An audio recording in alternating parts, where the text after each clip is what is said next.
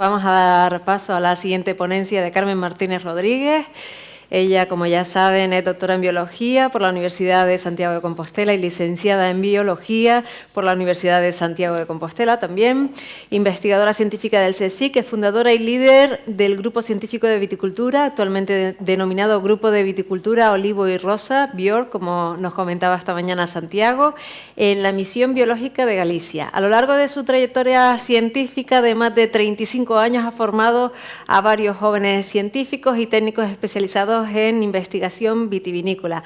Ha colaborado muy estrechamente en la recuperación de varias zonas vitivinícolas españolas e incluso en la aprobación de alguna denominación de origen. Siempre ha dedicado especial atención a la viticultura de montaña, habiendo elaborado con el CERMI desde su misma fundación en 1987. Ha realizado diferentes estancias de corta duración en centros especializados en Francia, Alemania, Italia, una estancia incluso de más de 2 años en Francia. Y, bueno, para ir resumiendo, porque la trayectoria de Carmen es muy larga, no me quiero olvidar también de que ha sido galardonada con muchísimos premios y entre ellos voy a destacar al menos 2, el nombramiento como miembro de la Selección Española de Ciencia en 2016 y premio de la Real Academia de Ciencias en 2009 y, como ya les digo, muchísimos más. Así que le vamos a dar un fuerte aplauso para presentar su ponencia, el uso de residuos vitivinícolas en zonas de montaña para la obtención de nuevos productos de alto valor añadido.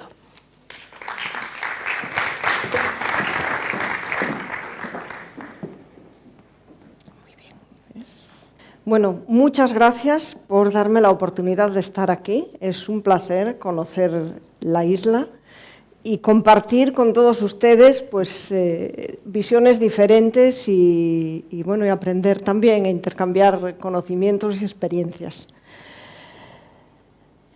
Como decían y ya ha explicado Santi esta mañana, nosotros trabajamos en el Consejo Superior de Investigaciones Científicas, que aunque es una institución española pues, muy grande, es poco conocida. Ya él explicaba que ocupa los primeros puestos en cuanto a calidad científica de Europa y también del mundo. Les voy a añadir alguna pequeña cosa, que nosotros tenemos la sede central en Madrid. Por cierto, creo que contábamos ayer que nuestra sede central, que está ahí en el edificio, es donde se grabó la serie La Casa de Papel, que ahora mucha gente descubre que el CSIC está ahí gracias a esa serie. Pues aquí la tienen no sé si este es el puntero, sí, en Madrid. Estos son los centros que tiene en toda España, que ya mi compañero los expuso, les mostró antes. Nuestra institución es una institución de investigación multidisciplinar. Trabajamos en todas las áreas. En el CSIC se pueden encontrar investigadores que trabajan en astronomía, en matemáticas, en agricultura como nosotros, en humanidades también, que mucha gente piensa que en humanidades no se investiga y se investiga. Hay arqueólogos, hay historiadores, es muy importante y en nuestro caso para la viticultura y para el apoyo de la viticultura fundamental, que luego les contaré cómo nosotros hemos trabajado con algunos de ellos y es un auténtico placer y una maravilla porque además aprendes mucho y se te ocurren ideas y cosas que da lugar a proyectos muy interesantes. Los científicos del CSIC tenemos dedicación exclusiva a la investigación. A veces impartimos algún máster, alguna cosa, dirigimos tesis doctorales a jóvenes investigadores, pero nosotros nos dedicamos en exclusiva a la investigación. Además, somos unos funcionarios un poco raros porque hacemos 40 horas semanales, ¿verdad? que nosotros trabajamos mañana y tarde, es una característica que cuando la gente viene al CSIC le sorprende, ¿no? El personal científico hacemos horario de mañana y tarde. También tengo que decir, es una profesión muy vocacional y supongo que no cuentan las horas, tampoco no que trabajamos, pero sí, tiene esa particularidad.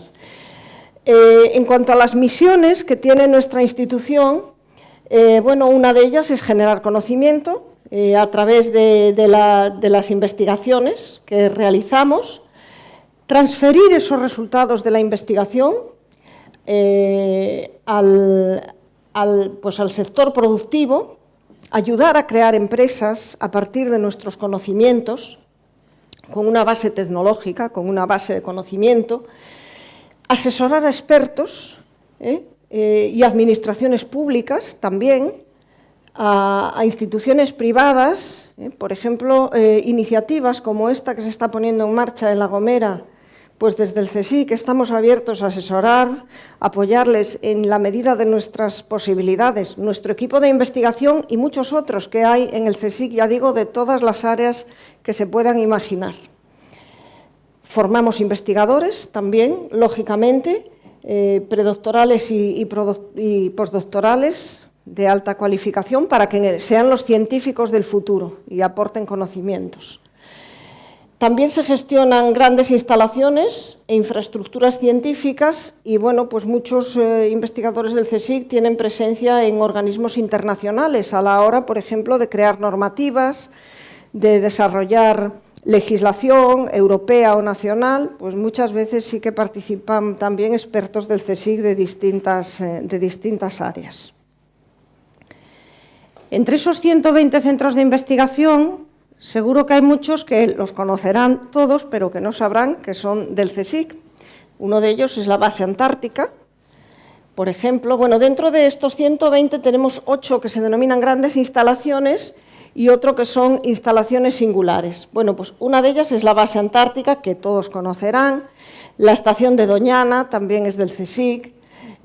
Los barcos Hespérides y Sarmiento de Gamboa, que últimamente han salido bastante en televisión por distintas causas. Y luego hay 9 instalaciones singulares, que son instalaciones históricas, en las que se hace también investigación, como uno, bueno, es por ejemplo, la Escuela de Estudios Árabes, que está en Granada, allí al lado de la Alhambra, la Residencia de Estudiantes, de la que todos habrán oído hablar muchas veces, el Jardín Botánico de Madrid, es del CSIC, el Museo Nacional de Ciencias Naturales y nuestro centro, que es la Misión Biológica de Galicia, que por la mañana Santi les mostró esta foto también. Es uno de los centros de investigación más antiguos de España, de ciencias agrarias. Se fundó en 1921, cuando era presidente de lo que fue después la institución, bueno, la institución originaria de lo que luego fue el CSIC, que fue la Junta de Ampliación de Estudios. Era presidente Santiago Ramón y Cajal, y él participó en la fundación de nuestro centro, de la Misión Biológica de Galicia. Ayer me preguntaban alguien por qué se llamaba Misión Biológica. Pues se lo voy a explicar. A ver, tenían la idea, Ramón y Cajal y las personas que estaban en aquella época constituyendo la Junta de Ampliación de Estudios, que estaba ligada con la Institución Libre de Enseñanza, que seguro que muchos de ustedes conocen. Bueno, pues su idea era crear centros, cada uno con una misión diferente. Solo dio tiempo a crear el nuestro, Misión Biológica de Ciencias Agrarias. En repetidas ocasiones a lo largo de la historia, porque casi todos los centros del CSIC se llaman Instituto de tal, Instituto de cual, en repetidas ocasiones nos han propuesto cambiar el nombre y siempre decimos no, ni hablar, hay que mantenerlo porque es precioso y bueno, tiene esa historia, ¿no? Durante un tiempo también hay que contar que cuando el actual CNI se llamaba CSID, acabado en D, era simpático porque muchas veces te preguntaban ¿dónde trabajas? En el CSIC, bueno, en la Misión Biológica. Y claro, te quedaban mirando como diciendo, pues debe de ser espía, ¿qué estarán haciendo ahí? Yo qué sé, alguna cosa de no sé, lucha biológica o no sé, en fin, bueno, pues ahora ya se llama CNI, ya no hay confusión, ¿no? Pero bueno, que el nombre de nuestro centro es muy bonito, tiene una historia preciosa. Estas son las instalaciones, es un pazo, son 11 hectáreas, que en Galicia es muchísimo. En la provincia de Pontevedra está todo amurallado y hay un antiguo pazo en su interior que está rehabilitado. Tenemos un jardín histórico y el resto pues, son parcelas experimentales, donde hacemos nuestros ensayos y bueno, hacemos allí nuestras aventuras también, ¿no? Nosotros tenemos una hectárea dedicada a la viña, donde tenemos una colección de variedades de vid que hemos reunido después de hacer prospecciones directas por toda Galicia y Asturias durante muchos años, nos hemos traído un ejemplar de cada una de esas variedades aquí a nuestra colección, es lo que se llama un banco de germoplasma. Tenemos 10 ejemplares de cada una y ahí se conservan para hacer nosotros ensayos, para que otros investigadores, a veces les mandamos material para que hagan ensayos y experiencias, y también para conservarlas y que no se pierdan ni desaparezcan. Que la mejor forma de conservarlas es cultivándolas. Eso lo tenemos muy claro, aunque hemos hecho la prospección y tenemos nuestra colección, pero es la mejor forma de conservarlas. Cultivarlas, que haya pequeñas bodegas, que sea rentable su cultivo y que se vendan a precios, como nos acaba de contar Philippe, que aprovecho para decir que me ha encantado tu ponencia. Y estoy totalmente de acuerdo contigo en todo lo que has dicho. Bueno, nuestro grupo científico es el grupo de viticultura olivo y rosa, grupo Bior, que ya lo hemos visto antes, y las líneas de investigación, les voy a contar muy brevemente cuáles son nuestras líneas de investigación. Llevamos ya muchos años. La primera es el estudio de caracterización de variedades de vid. Hacemos un estudio histológico a nivel de ADN, molecular, por supuesto hemos hecho una prospección de todas ellas, lo que ha supuesto recorrernos pero la geografía entera, que es un trabajo agotador de muchos años, pero muy bonito y donde se aprende muchísimo. Hacemos también la descripción de los mostos, de los vinos que salen de esas variedades. Bueno, esta es una línea en nuestro grupo que la tenemos ya cerrada, podemos decir que la tenemos cerrada, hemos completado la prospección, tenemos las variedades en colección, en fin. Seguimos colaborando, por supuesto, con equipos de investigación de todo el mundo y, por supuesto, nacionales, pero es una línea que creemos que ya podemos darla por cerrada. Aunque si sale alguna variedad nueva, seguimos estudiándola, porque nos queda ahí, no conocíamos la forastera, pero bueno, la hemos venido a conocer aquí. Otra línea es el estudio de diferentes aspectos sobre enfermedades fúngicas de la vid, resistencia natural a enfermedades, porque bueno, hoy día, actualmente, tenemos enfermedades que hace 100 años, que en el siglo XIX no existían en Europa, porque la gente solo habla de la filosera, pero es que antes de la filosera llegó el oidio, después llegó el mildiu, acompañando al mildiu llegó el black rot y por el medio la filosera. Eso en un plazo de 5 años. Muchas de las variedades viníferas que existían en aquella época casi llegan a desaparecer por el oidio en algunos casos o por el mildiu, además de la filosera. Todas esas variedades vinieron, por cierto, vinieron de América por traer material fuera de control a un jardín. Por lo tanto, hay que ser muy cuidadosos a la hora de intercambiar material, y más en sitios como estas islas donde no hay todavía filosera ni muchas enfermedades que se extendieron por toda Europa sin control y produjeron un cambio drástico en lo que es la viticultura. La llegada de esas enfermedades, a partir de entonces, nos obligó a aplicar tratamientos a lo largo del año que antes no había que aplicar. Nuestros bisabuelos o más atrás no tenían que dar tratamientos contra el oidio ni contra el mildiu. La botritis sí que ya estaba, pero las otras no. Y eso ha disminuido enormemente la rentabilidad de la viticultura. En algunas zonas, cuando vas a leer datos históricos, dices, claro, es que el cambio que se produjo debido a la llegada de esas enfermedades es enorme. Todas las viníferas que tenemos son sensibles al mildiu, al oidio, al black rot, pero nosotros veíamos que unas eran más sensibles que otras y que podíamos manejarlas para hacer, digamos que para potenciar los mecanismos de defensa de la planta. Pues esa es nuestra segunda línea de investigación en relación a las enfermedades de vid. Nosotros hemos desarrollado un programa de avisos, que está, tenemos estaciones agroclimáticas en distintas parcelas. Esas estaciones nos dan datos diarios de clima, de temperatura, de humedad, de humedad en hoja. Eso, junto con el conocimiento de cada variedad en cada viñedo y con el conocimiento de lo que es el ciclo del hongo, cómo se multiplica, qué temperatura necesita para atacar a la planta, por qué parte de la planta entra, si entra por el envés de la hoja, por la parte de arriba, en qué estado fenológico tiene que estar la planta. Bueno, pues todos esos datos, con todos esos datos nosotros hemos desarrollado un modelo de predicción que permite aconsejar o indicar al viticultor, pero a cada viticultor concreto, no a la generalidad, porque esos programas, esos modelos de predicción de avisos, generalmente en zonas como estas, además, pequeñitas, con microclimas diferentes, no valen las generalidades. Hay que adaptarlo a cada viñedo. Y esa es nuestra lucha y nuestra pelea, ¿verdad? Hacer una viticultura de precisión para cada uno, para intentar reducir los tratamientos lo máximo posibles y no gastar, porque además supone un gasto enorme la aplicación de todos esos tratamientos.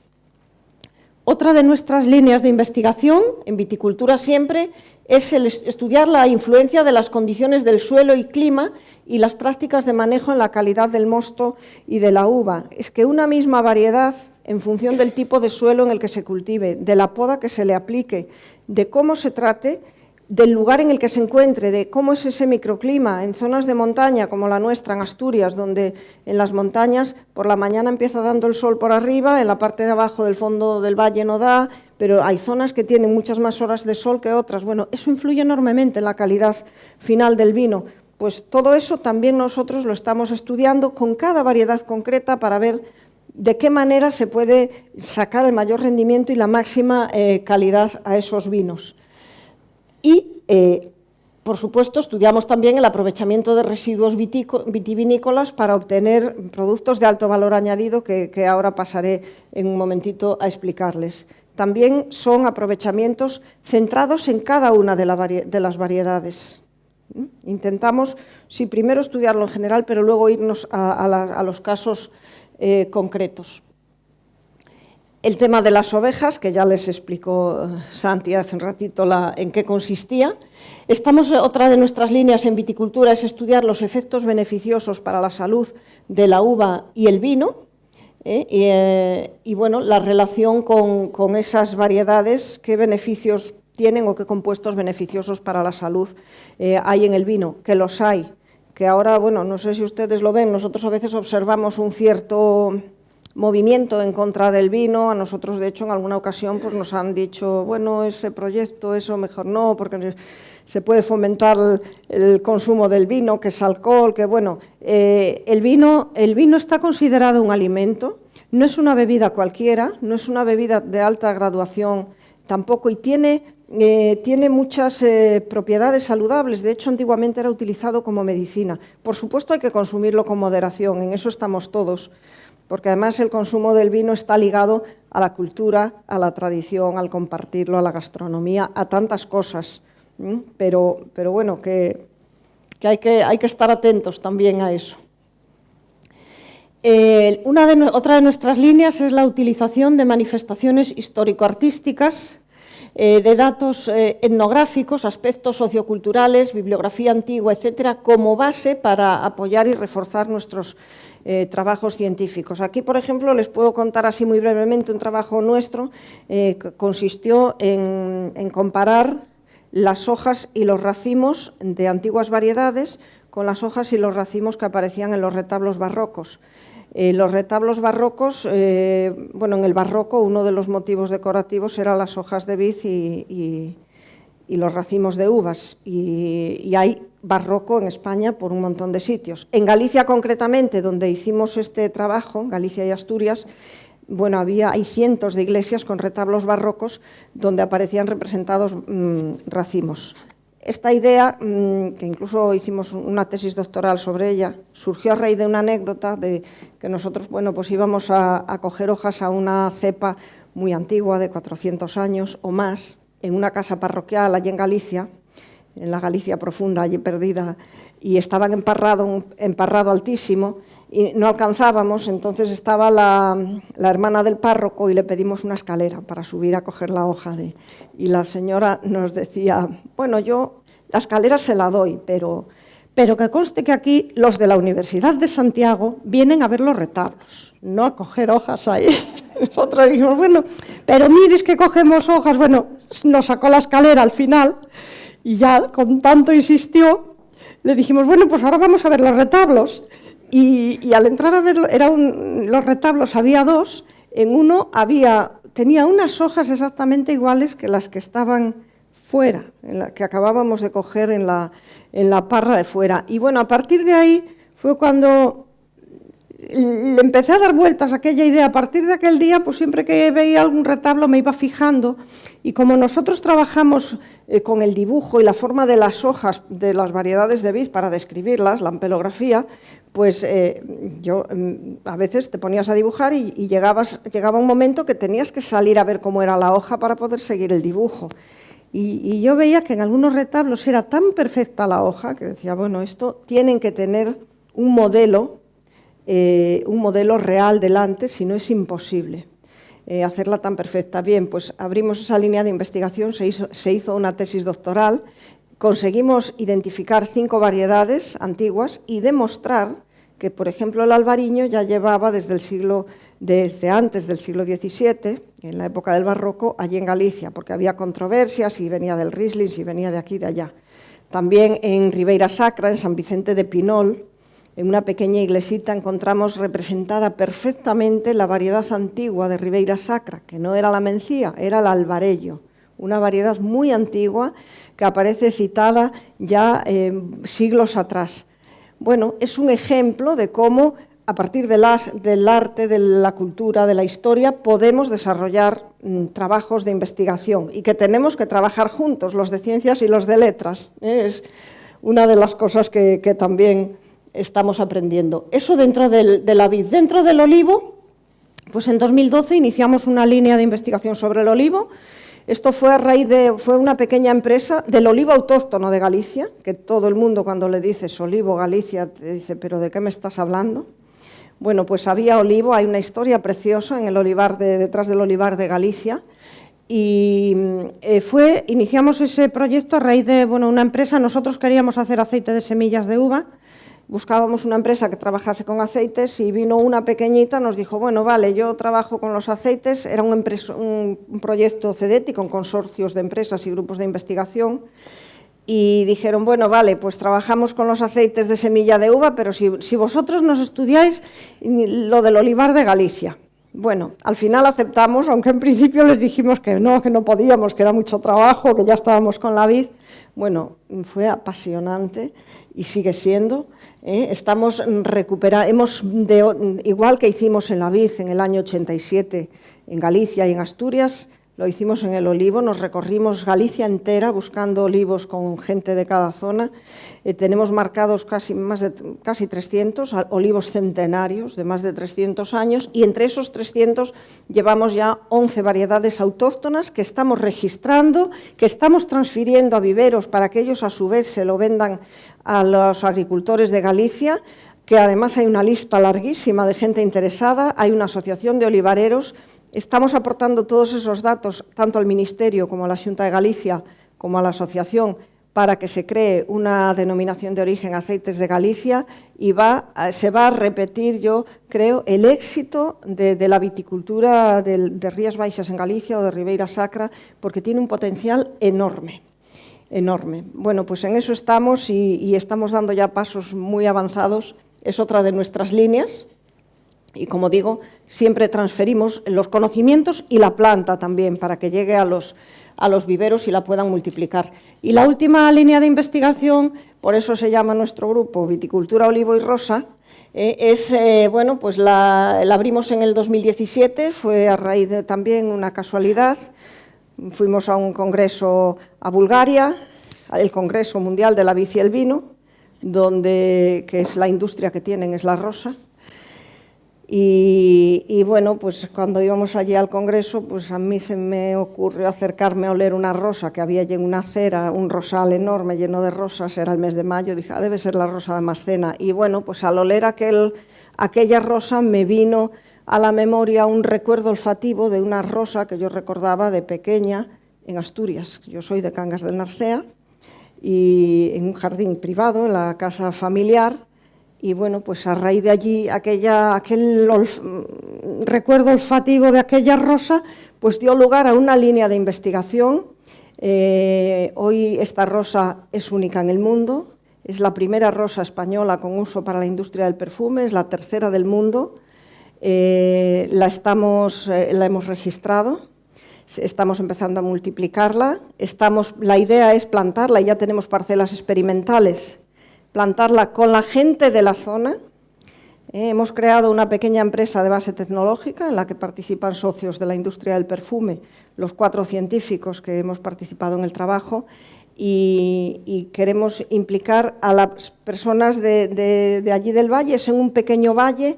Claro, la rosa es difícil también de cultivar, tiene que ser en lo más concentradas posibles las parcelas, pero bueno, queremos que se implique la gente de la zona y que sirva para ofrecer una alternativa nueva, distinta, muy rentable, en una zona como esta, en Asturias, que era una antigua zona minera.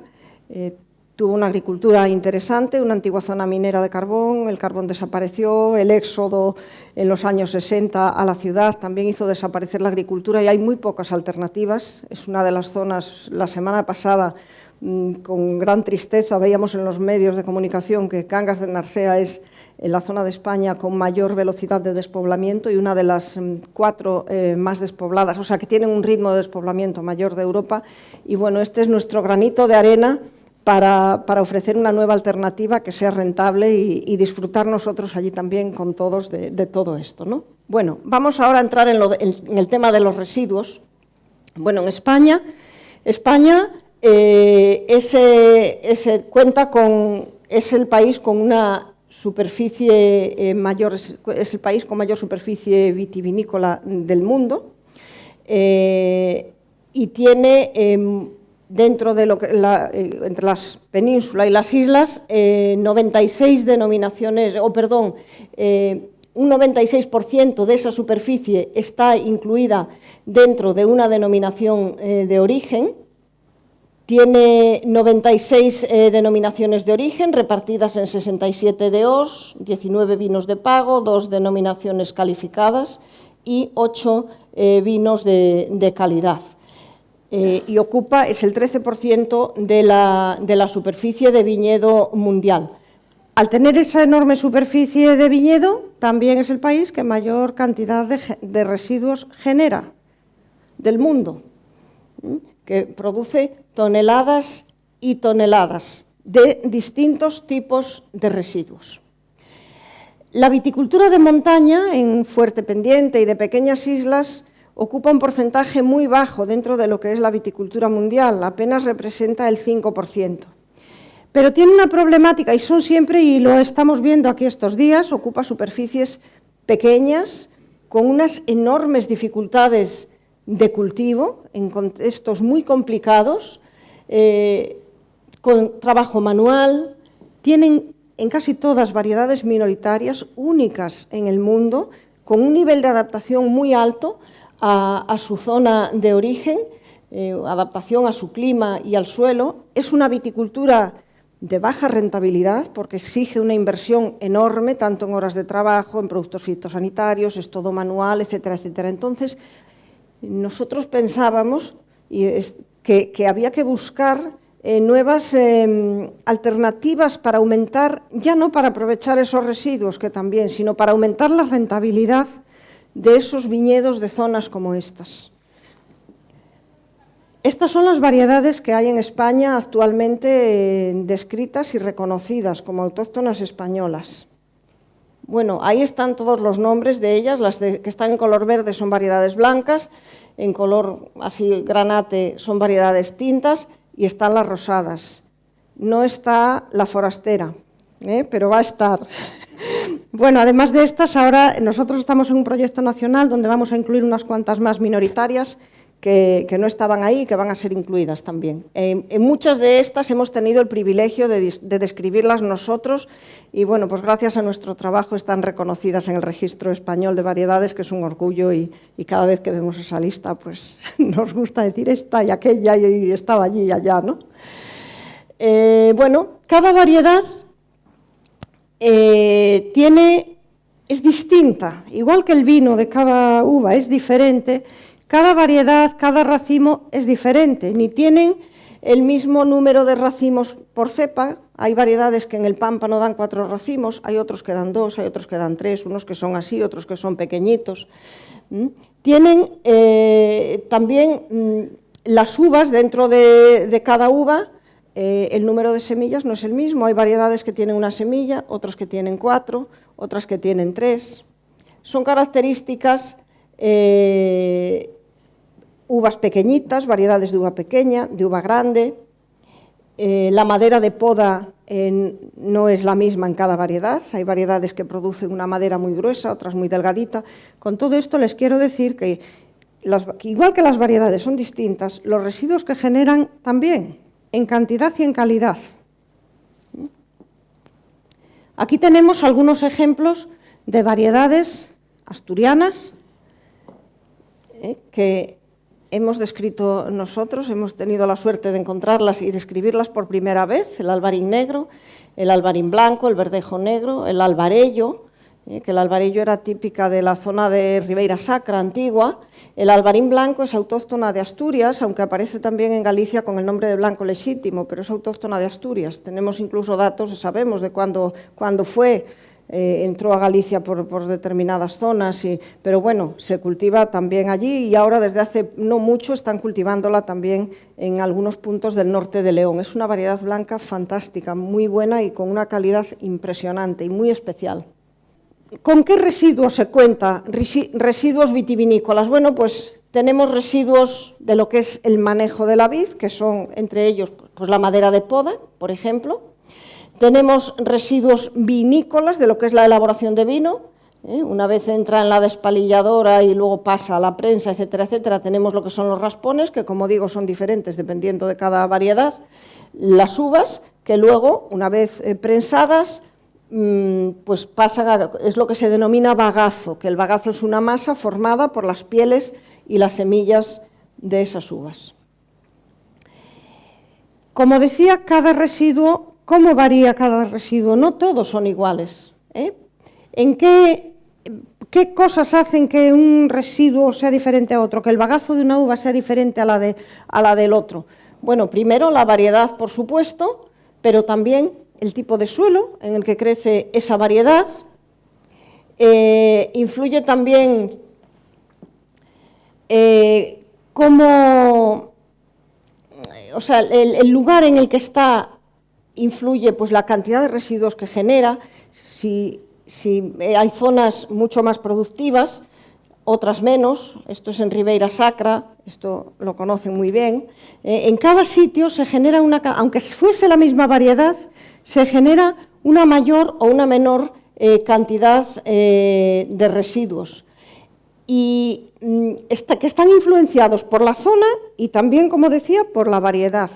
De hecho, nosotros a través de los residuos podríamos saber de qué variedad proceden y de qué zona, con los datos que tenemos, que eso, por ejemplo, sería utilizable para la lucha contra el fraude. A partir de los residuos del bagazo nosotros podemos saber si una variedad, pues yo qué sé, pues en una denominación a lo mejor la han traído de no sé dónde, porque por las características que tiene el bagazo seríamos capaces de saberlo. Los residuos de algunas zonas de montaña son especialmente interesantes por varias razones. En primer lugar, por la variedad, como ya decía, que son variedades autóctonas, únicas y desconocidas en otros lugares. Luego, también por el suelo y clima asociado a estas variedades, que es diferente. Debido a las condiciones de zonas de montaña, que son zonas generalmente, por ejemplo, en Asturias o en Galicia, las que nosotros más conocemos, que tardan en brotar más que en otros lugares y tienen ciclos muy cortos. O sea, tardan en brotar y luego digamos que va la planta creciendo muy rápido en cuanto empieza a haber buena temperatura, crece muy rápido hasta el momento de la maduración. Eso hace que se concentren algunos compuestos de especial interés de los que les voy a hablar, hace que tengan en esas zonas de montaña mayor concentración de algunos compuestos de interés. Es decir, los residuos generados en zonas vitícolas de montaña son especialmente ricos e interesantes en algunos compuestos de gran interés. La misma variedad cultivada en otros lugares, esos residuos no tienen esa riqueza en compuestos y esa enorme concentración. También influye la diferencia de temperaturas entre el día y la noche y muchos otros factores. Eso hace que tengan pues eso, un comportamiento fisiológico diferente y gracias a eso, bueno, ya que es tan difícil cultivar en zonas de montaña, bueno, pues, o en pequeñas islas, al menos tenemos esta ventaja que podemos aprovechar.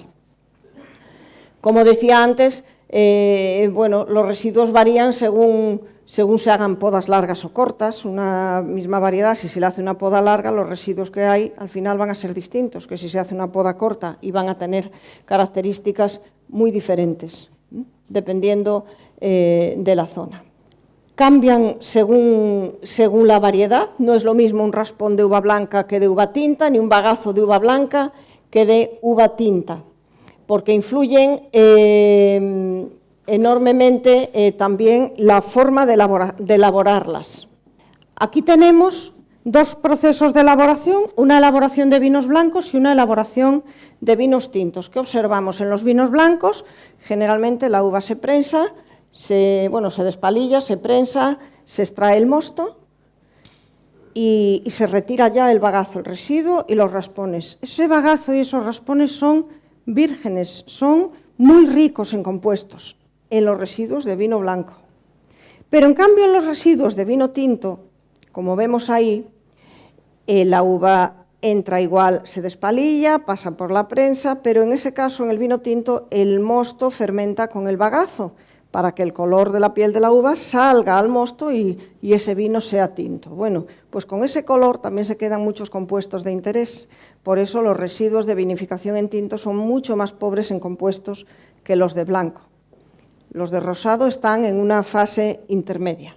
Los usos habituales de los residuos, pues los conocemos todos. La madera de poda se tritura en algunos casos y se vuelve a reincorporar al viñedo.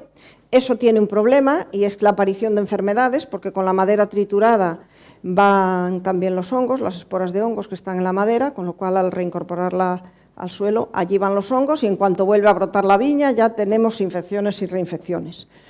Otro uso era para combustión, pero bueno, hoy día era un uso habitual, hoy día también, aunque no sé con los precios que están alcanzando los pellets y todo, a lo mejor vamos a volver a rescatar todos los sarmientos, ¿no? Pero bueno, hoy día pues hay otros, digamos que otros sistemas otros métodos, otros materiales de combustión. Con los raspones de los racimos que salen después del despalillado se hace compostaje, se aplica otra vez al suelo, tenemos el mismo problema, en esos raspones van ahí las esporas de los hongos y lo que hacemos es estar añadiendo, digamos, leña al fuego continuamente, entonces la incidencia de las enfermedades es cada vez mayor. Con el bagazo se elaboraban aguardientes, que, bueno, sigue habiendo venta de aguardientes, sigue habiendo interés, pero actualmente en algunas zonas ha crecido tanto la superficie de viñedo, en algunas zonas, y la elaboración de vinos de calidad, que llega un momento que el mercado de los aguardientes se satura. Y antes que les pagaban a la gente a lo mejor por el bagazo, pues ahora hasta tienen que pagar porque se lo retiren. Entonces no tiene tanta salida como tenía hasta no hace mucho tiempo. Que los aguardientes son de muy buena calidad, pero bueno, que llega un momento que... Entonces, bueno, teniendo todo eso en cuenta, nosotros hemos trabajado en varias líneas de investigación y en varios temas sobre el aprovechamiento, sobre el desarrollo de nuevos usos para utilizar esos residuos, para obtener materiales, algo que sea rentable. Tenemos, como decíamos, de residuos, pues la madera, los raspones y el bagazo. Bueno, pues en colaboración con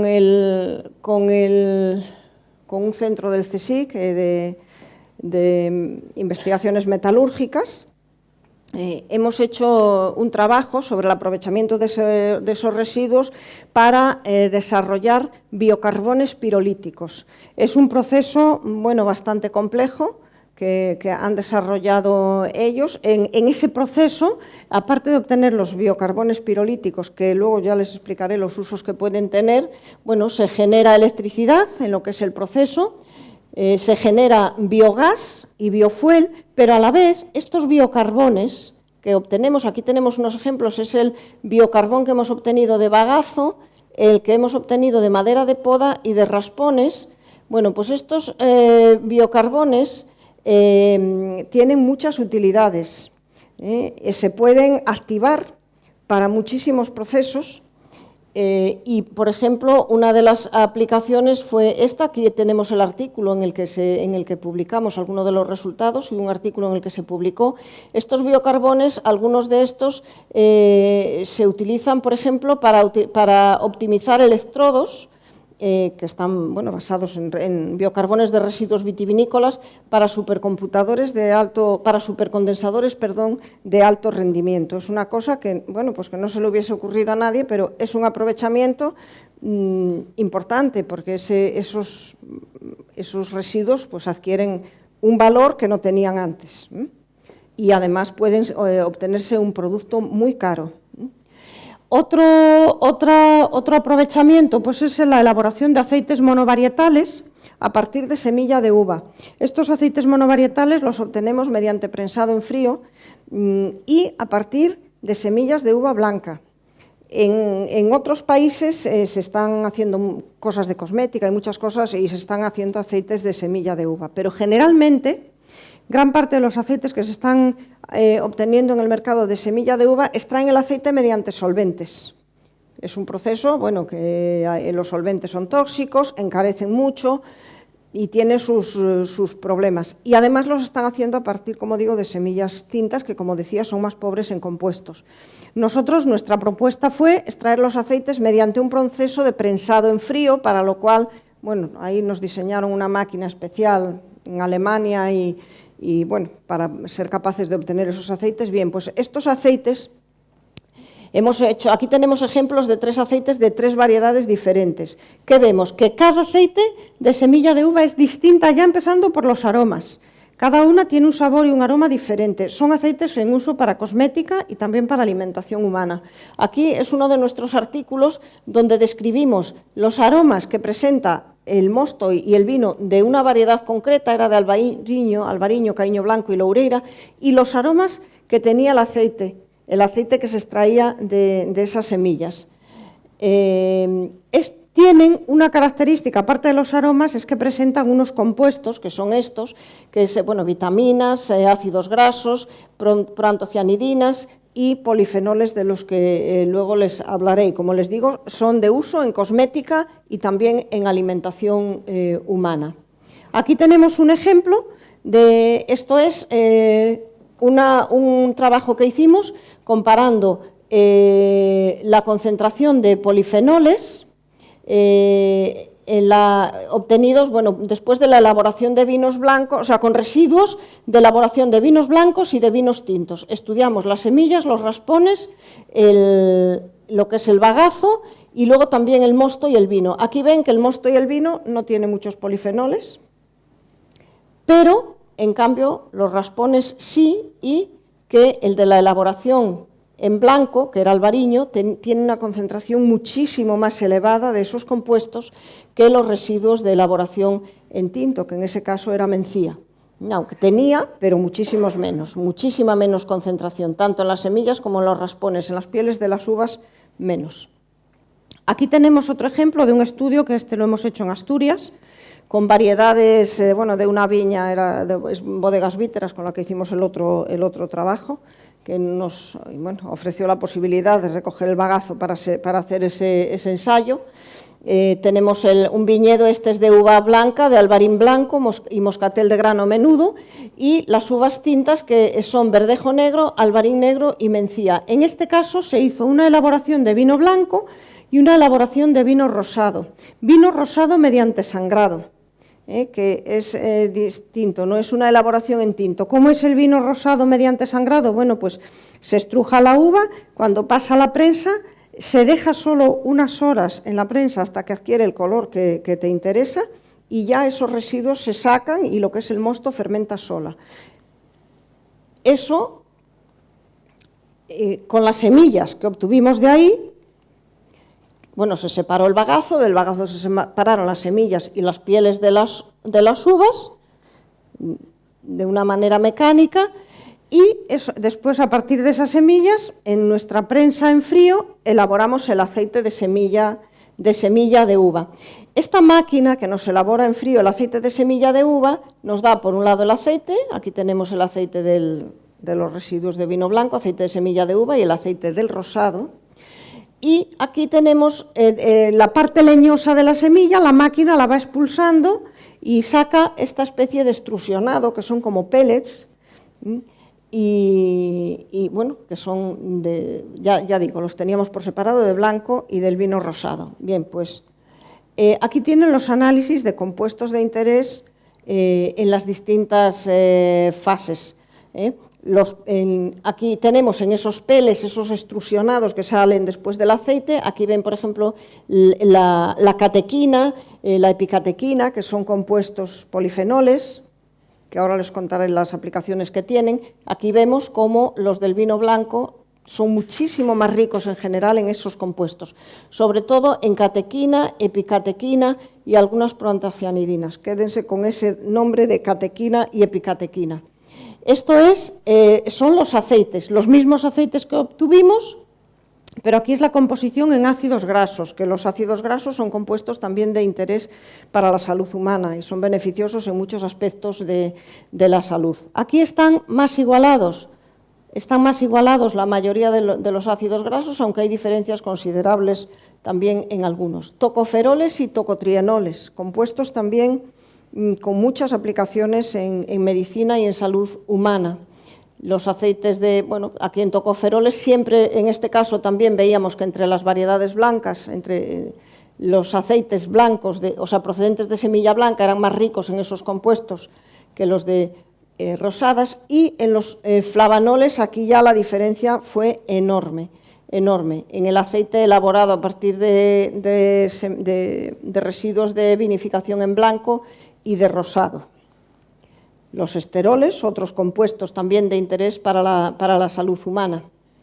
Bien, pues con esos compuestos que nosotros obtenemos de esos residuos, hemos hecho estudios con ellos también.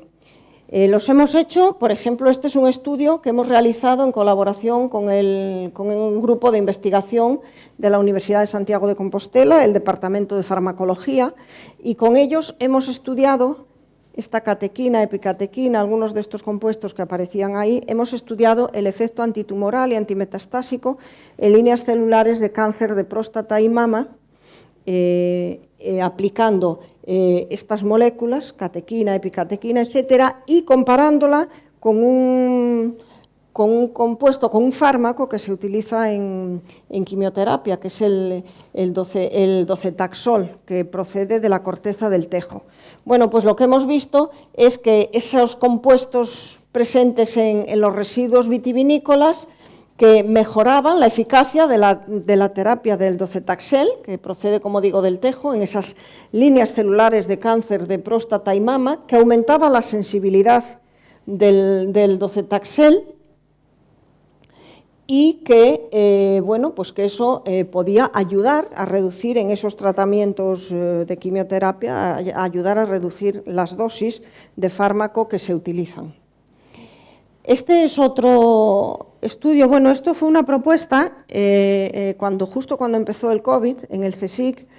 Ante la alarma social que se producía, nos mandó a todos los científicos un correo diciendo que cualquiera que tuviese alguna idea para luchar contra el COVID, que la propusiese, y que, que nos ayudaban a buscar financiación y para ver si podíamos ayudar en algo. Bueno, nosotros habíamos visto en la bibliografía que los chinos ya llevaban varios años trabajando con algunos compuestos de algunas plantas para luchar contra el COVID, contra los coronavirus. Bueno, total que vimos los compuestos que tenían algunos de esos extractos de esas plantas con las que ellos trabajaban, y había algunos que coincidían con los que aparecían en los residuos de uva. Bueno, pues a raíz de ahí nosotros hicimos una propuesta a nuestro equipo de investigación para desarrollar un producto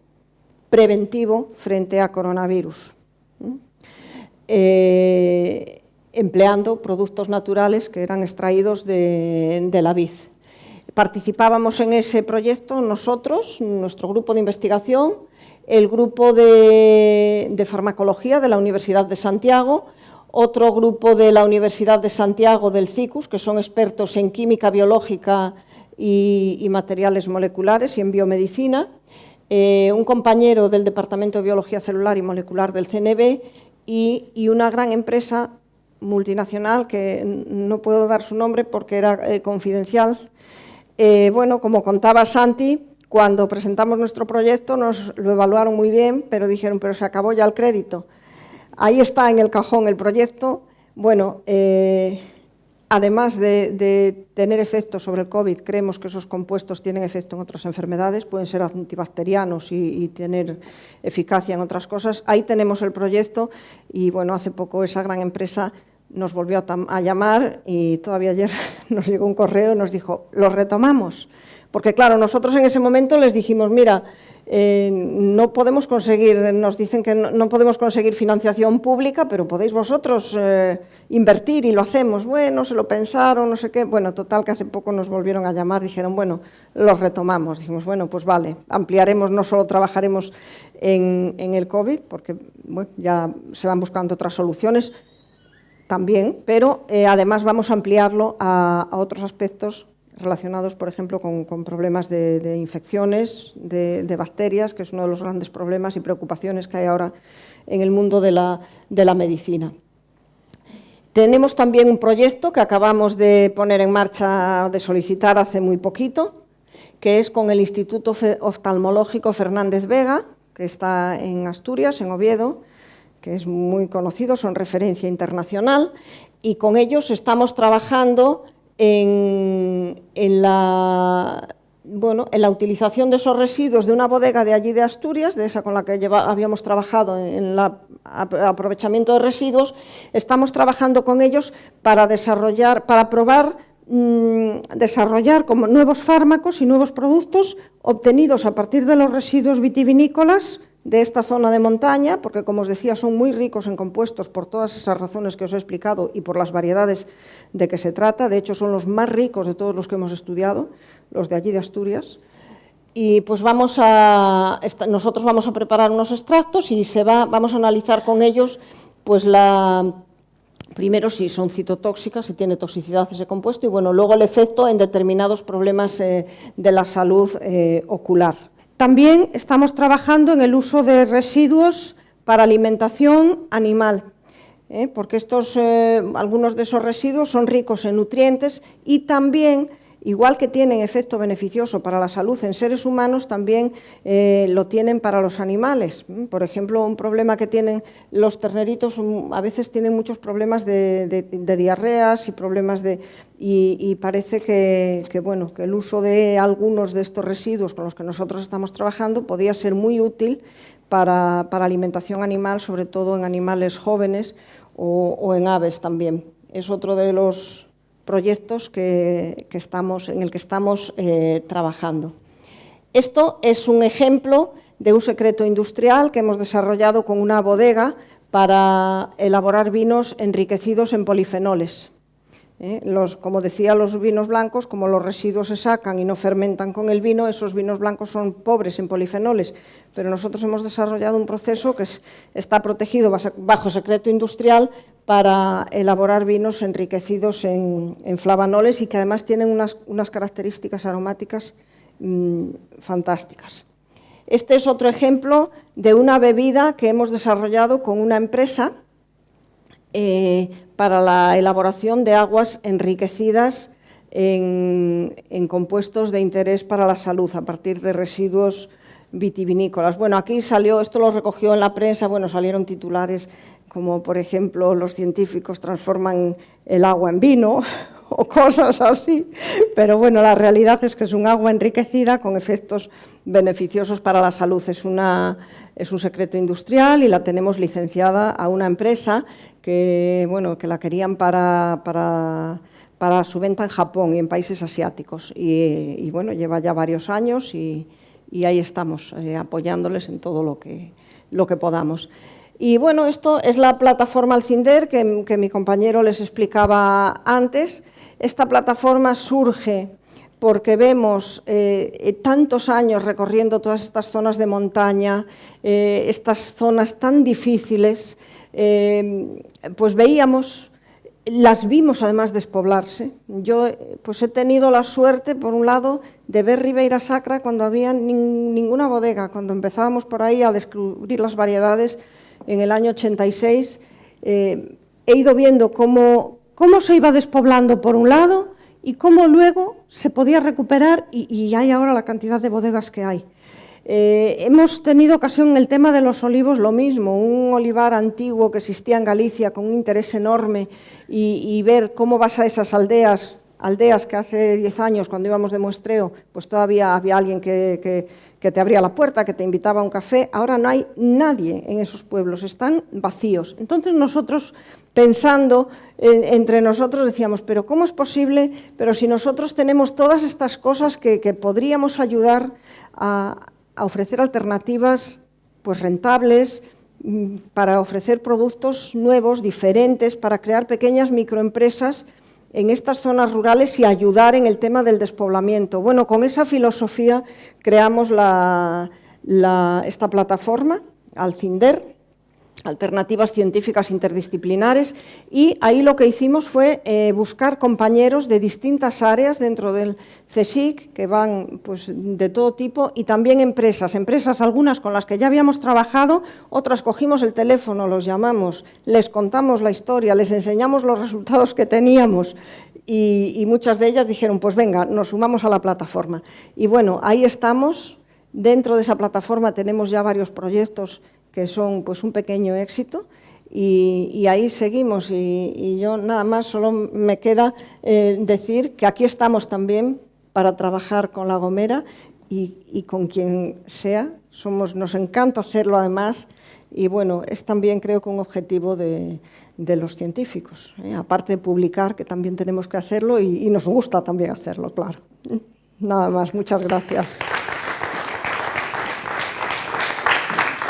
Muchas gracias, Carmen. Bueno, vamos justitos de tiempo, pero vamos a dar la oportunidad si alguien quiere hacer alguna pregunta rapidita. Este es el momento. Si no, vamos a la pausa para el café y luego continuamos con la última ponencia de la tarde. A ver, ¿alguien? Sí. Bueno, eso es un sistema que hemos diseñado nosotros, es una separación mecánica. Hay que recogerlas en un punto determinado, tiene que ser de bodegas industriales y en un punto determinado de lo que es el prensado. También que tenemos controlado el tiempo que pasa entre que cogemos el residuo y que lo llevamos al laboratorio, porque cuanto más tiempo pasa, más cualidades y características va perdiendo, y lo hacemos por un sistema de tamizado. Con un sistema que hemos diseñado nosotros. Separamos una parte de la otra, tiene que tener el bagazo una serie de condiciones y características y ser de buena calidad y asegurar y estar nosotros seguros de que la variedad que está allí dentro de la prensa, que nos dicen que es esa, porque es fundamental, porque ya digo que los residuos son distintos según la variedad y la zona. El rendimiento es muy bajo. A ver, no sé cuánto era, me parece que necesitábamos 10.000 kilos de bagazo para obtener, bueno, poquita cantidad de aceite, pero es un aceite que se paga muy caro. Es como el aceite esencial de rosa, que se paga más de 16.000 euros el litro. Claro, necesitas 3 toneladas de rosas, pero el precio, y en esto pasa igual. ¿Alguna más? Sí, Filipe. ¿Y hay alguna experiencia empresarial resultante de esas experiencias de laboratorio que ustedes hacen? y también entender si hay estudios económicos que puedan ayudar a comprender qué necesidades tendría una industria para ser viable, ¿no? Porque nosotros, sobre todo los que estamos en islas, las cantidades generadas de residuos son siempre muy pequeñas para poder generar una industria alternativa. Sí, sí, en algunos casos sí que tenemos industrias. Por ejemplo, en el tema de la alimentación animal hay una gran empresa que trabaja con animales y de alimentación animal y nos ha dicho, bueno, nosotros estamos dispuestos, solo nos falta que haya la empresa intermedia que nos procese los residuos. Porque, claro, nosotros lo podíamos procesar a nivel experimental, pero no podíamos procesarle, no sé, 10.000 toneladas. Entonces, en ese caso, y la verdad, estamos buscando y no hemos encontrado todavía, porque nadie se anima. Eso, por un lado, en el caso de las semillas. Los aceites estamos trabajando con varias empresas de cosmética, pero ahora mismo se lo estamos elaborando nosotros a pequeña escala, aceite monovarietal, para algunas empresas de cosmética que están empezando, pero hay grandes empresas de cosmética muy interesadas. O sea que nosotros eso lo tenemos ya listo para sacar del horno y ofrecérselo a alguien que quiera montar una empresa y que sea rentable, que es nuestra función.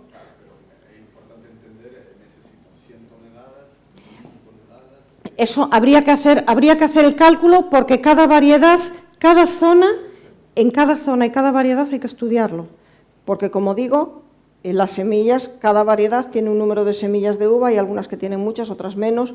Por ejemplo, en el albariño es más rentable que en otras variedades. Por ejemplo, el albarín blanco tiene menos semillas, pero la cantidad de compuestos que tiene es tan alta que el valor es enorme. Entonces, eso tendríamos que hacer un estudio especializado para cada zona. Y perdona, Carmen, que lo que decía él, que es que, claro, ellos generan pocos residuos cuando son pero que nosotros lo que hemos intentado transmitir muchas veces es animar a pequeñas bodegas que se junten para centralizar los residuos. Claro. Porque por isla. Para que se pueda centralizar todo y trabajar con un volumen grande. Sí. Y tendríamos luego que analizar y ver, y a lo mejor se podría procesar aquí. Es que a lo mejor la empresa de cosmética podría estar aquí, no tiene por qué mandarse el aceite a ningún sitio, no lo sé. O sea, hay muchas posibilidades. Manuel, por aquí, sí. ¿Tienes algún estudio de la variedad de Pedro Jiménez? Pues no, de la Pedro Jiménez no, aunque sí que nos ofrecieron estudiarla, pero ya es que no dábamos abasto. Pero sí, será porque... Sobre todo por la cualidad de la distribución que normaliza. Sí, y es muy especial, sí. Hay que estudiarla porque está en clima cálido y, como digo yo, los climas tan cálidos como ese, no sé los compuestos estos qué pasará con ellos, pero sí nos ofrecieron estudiarlo y estamos, es que no, pero muy bien. Bien, ¿alguna más? Sí. Sí.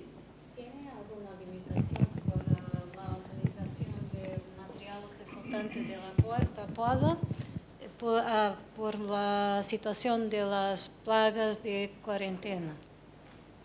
Que cuando se puede usar el material que provenga, si así se dice, no lo sé, de zonas que tengan plagas de cuarentena. De cuarentena. Por ejemplo, Scaphidios titanos, flavescencia dorada. No, en principio no habría problema, porque lo que nosotros procesamos es el residuo de la uva y esos parásitos, la xilela o todos ellos están en la planta. No, pero no. Para trasladar el residuo, es la pregunta. Lo material de poda. Ah, el material de poda sí, ese. ¿Vosotros tienen alguna limitación o no? No hay. Limitación no hay, pero bueno, se podría procesar en el lugar si de lo que se trata es de sacarlo a otro, si es la pregunta que me haces. Es que se puede usar, por ejemplo, no lo sé si he entendido bien, que se podía incorporar el material en el suelo. Sí, es una de las formas, antigua, sí. Por los hongos, que se quedan ahí. Pero claro. Cuando tiene plagas de cuarentena en la zona, por ejemplo, de tampón, si así se puede decir, se puede hacer o si es una limitación y que no pueden... No, por ejemplo, para obtener biocarbones no sería limitación ninguna, porque los biocarbones se obtienen sometiendo esa madera de poda a temperaturas... No, pero incorporar... me dice el uso habitual de incorporarlo al suelo. No, no es aconsejable. No se debe. Ni dejando pasar un año o 2 años o 3. No se debería. No se debería, porque la madera de poda lleva esporas de hongos que pueden resistir años ahí. Claro. No, él dice triturarla e incorporarla al suelo. Pero no se debería por eso. Es una mala práctica. Es una mala práctica, porque esa madera lleva todos esos parásitos que se quedan, digamos, hibernando pegados en la madera durante años. Entonces no es aconsejable. Por eso nosotros también buscamos otras alternativas para evitar ese problema, porque en gran parte de Galicia y los viñedos que nosotros conocemos, bueno, de toda España, se hace eso, se incorpora al suelo y nosotros veíamos que, claro, la incidencia de enfermedades era alta. Por eso dijimos, hay que buscar algo para eliminarlo del suelo y buscar nuevos usos.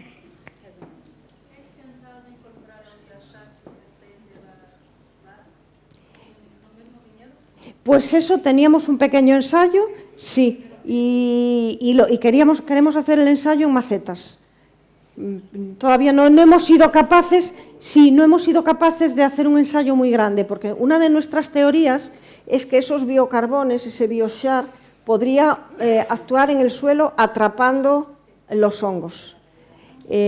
Claro, entonces eso es a lo que nosotros le estamos dando vueltas, pero no hemos conseguido todavía poder tener suficiente cantidad de biocarbón porque esa cantidad de biocarbón que tenemos nos la hicieron nuestros compañeros del Instituto de Investigaciones Metalúrgicas, que les mandamos allí a Madrid un día, bueno, no sé cuántos sacos de madera y casi nos matan, porque estaban en Madrid ellos, y nos hicieron una pequeña cantidad de biocarbón transformado para hacer ensayos pequeñitos en maceta, pero nuestra idea sería probarlo en viñedo.